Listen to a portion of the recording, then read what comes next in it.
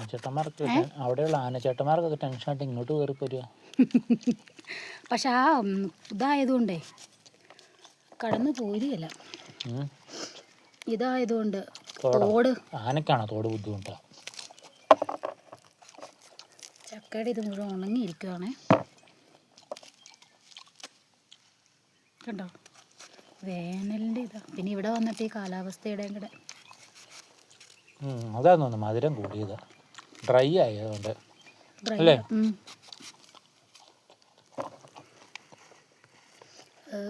കേടുണ്ട്. ഇത്ര മധുരമായിട്ട് ചക്ക ഞാൻ കഴിച്ചിട്ടില്ല. നീ കഴിച്ചിട്ടില്ലേ?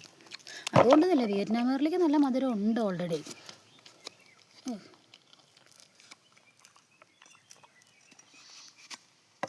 ഈ മലയുള്ള പുലിയുടെ ബന്ധുക്കളൊക്കെ ഞാൻ അവിടെ ഉണ്ടോ തീ കാണാൻ വേണ്ടി അത്യാഹിതം വരുമ്പോഴത്തേക്ക് മനുഷ്യക്കാൻ പിള്ളേർ ഈ വഴിയൊക്കെ പോകുമെന്നാണ്.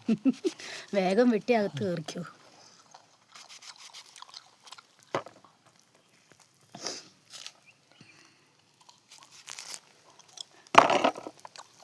മൂന്നാറിൽ വന്നിരുന്നു ഇതുപോലെ ചക്ക വെട്ടി തിന്നാൻ.